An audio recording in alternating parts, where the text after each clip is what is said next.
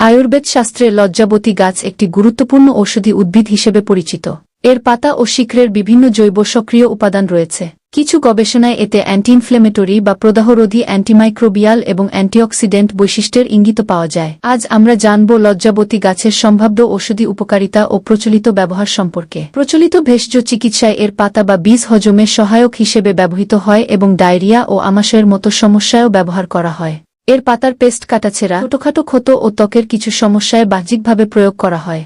তবে গভীর ক্ষত বা সংক্রমণে অবশ্যই চিকিৎসকের পরামর্শ নিতে হবে। লজ্জাবতীর পাতা ও শিকড় অর্শের উপসর্গ এবং বাত বা গাঁটে বাত ব্যথা উপশমে লোকজ চিকিৎসায় ব্যবহৃত হয়ে আসছে। তবে এ বিষয়ে শক্ত কোনো বৈজ্ঞানিক প্রমাণ পাওয়া যায়নি। নারীদের অতিরিক্ত ঋতুস্রাব সহ কিছু সমস্যায় এবং মানসিক চাপ বা অনিদ্রার ক্ষেত্রে আয়ুর্বেদে এর ব্যবহার উল্লেখ রয়েছে। তবে এসব ক্ষেত্রে নিজে থেকে ব্যবহার না করে বিশেষজ্ঞের পরামর্শ নেওয়া উচিত। ডায়াবেটিস নিয়ন্ত্রণ বা পুরুষের যৌন দুর্বলতা দূর করার ক্ষেত্রে লজ্জাবতীর কার্যকারিতা এখনও পর্যাপ্ত বৈজ্ঞানিকভাবে প্রমাণিত হয়নি। তাই এসব সমস্যায় চিকিৎসকের পরামর্শ ছাড়া এটি ব্যবহার করা উচিত নয়। মনে রাখবেন, যে কোনো ঔষধি গাছ ব্যবহার করার আগে একজন যোগ্য আয়ুর্বেদিক চিকিৎসক বা ভেষজ বিশেষজ্ঞের পরামর্শ নেওয়া উচিত। বিশেষ করে গর্ভাবস্থায় এবং দীর্ঘমেয়াদী রোগে আক্রান্ত ব্যক্তিদের ক্ষেত্রে এটি ব্যবহার করার আগে অবশ্যই চিকিৎসকের পরামর্শ নিন।